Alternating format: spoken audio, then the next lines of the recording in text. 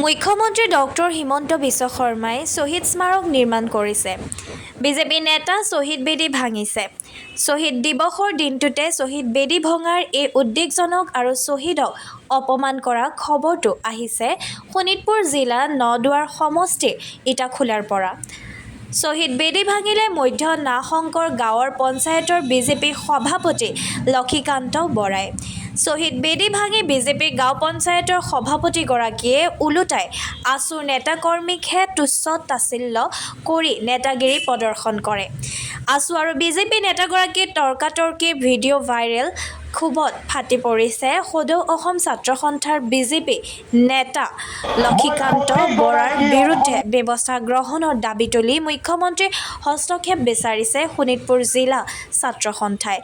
আচলতে আজি এটা মহান দিন, স্মৃতি বিজড়িত এটা দিন, 10 ডিচেম্বৰ শ্বহীদ দিৱস আৰু জিলা প্ৰশাসনে আয়োজন কৰা এই বিশেষ শ্বহীদ দিৱসৰ অনুষ্ঠানত আমি উপস্থিত হৈ জাতীয় শ্বহীদসকলৰ প্ৰতি আমি গভীৰ শ্ৰদ্ধাঞ্জলি জ্ঞাপন কৰিলোঁ। তাৰ লগে লগে ইটাখোলাৰ শ্বহীদ বেদী এটা ভঙাক লৈ ইতিমধ্যে কথা বতৰা চলি আছে আৰু আমাৰ প্ৰতিক্ৰিয়া ইতিমধ্যে ব্যক্ত কৰিছোঁ যে ইটাখোলাত অসম আন্দোলনৰ নদুৱাৰ সমষ্টিৰ জামুগুৰি অঞ্চলৰ ইটাখোলা অসম আন্দোলনৰ স্মৃতি বিজড়িত কৰি ৰাখিবৰ কাৰণে অসম আন্দোলনৰ 855গৰাকী শ্বহীদৰ নামত শ্বহীদ বেদী তাত নিৰ্মাণ হৈছিল। আৰু এই শ্বহীদ বেদীক ভাগ যোৱা পৰহি হঠাতে ভাঙিলে বুলি এটা খবৰ ছাত্ৰ সন্থাৰ মজিয়ালৈ আহিলে, জামুগুৰি ছাত্ৰ সন্থাৰ মজিয়ালৈ আহিলে। লগে লগে সদৌ জামুগুৰি ছাত্ৰ সন্থাৰ বিষয়বোৰে তাত গৈ উপস্থিত হ'ল আৰু উপস্থিত হৈ এক অনাকাংক্ষিত এক পৰিৱেশৰ সৃষ্টি হ'ল। ইতিমধ্যে তেওঁৰ ভিডিঅ'বোৰ আপোনালোকে যদি দেখিছে গম পাব।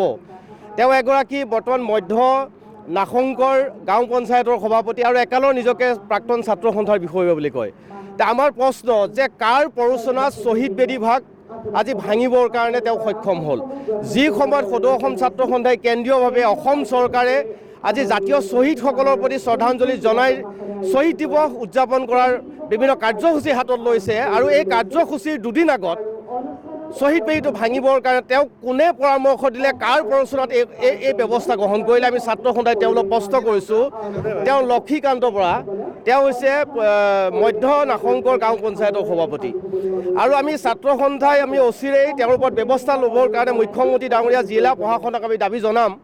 কাৰণ যিহেতু আজি শ্বহীদ দিৱস কাৰ্যসূচী সকলো ইয়াত ব্যস্ত আছে আৰু এটা কথা ক'ব লাগিব, তেওঁ জামুগুৰি আৰু ইটাখোলা লৈ যিবোৰ বিভেদ কথা কৈছে আৰু তেওঁৰ যিবিলাক বডি লেংগুৱেজ আপোনালোকে চালে লক্ষ্য কৰিব, তেওঁ যেন হতাশাগ্ৰস্ত হৈছে।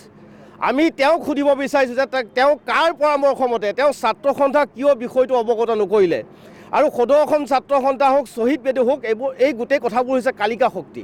তেওঁ যদি ভাবিছে যে গাৰ জোৰাই মই শ্বহীদসকলৰ শ্বহীদ বেদী মই ভাঙি চুৰমাৰ কৰি দিম, এই কথা কিন্তু সময়ে কিন্তু তেওঁক নিশ্চয় কথা প্ৰমাণ দিব।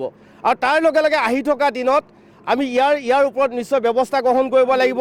তেওঁ কৈছে যে ইটাখোলাৰ ছাত্ৰ সন্থা জামুগুৰি ছাত্ৰ সন্থাৰ লগত নহয়, তেওঁ ইতিহাস পাহৰি গৈছে।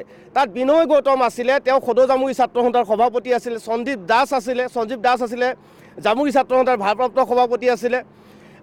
জিয়াউল হক আছিলে জামুগুৰি ছাত্ৰ সন্থাৰ ভাৰপ্ৰাপ্ত সভাপতি আছিলে। তেওঁ আচলতে ইতিহাস পাহৰি গৈছে আৰু অচিৰেই সদৌ অসম ছাত্ৰ সন্থা বা ছাত্ৰ সন্থাৰ ওচৰত তেওঁ ক্ষমা মাৰ্জনা কৰি পৰৱৰ্তী সময়ত কিন্তু ব্যৱস্থা গ্ৰহণ কৰিবৰ কাৰণে আমি ছাত্ৰ সন্থাই দাবী জনাইছোঁ।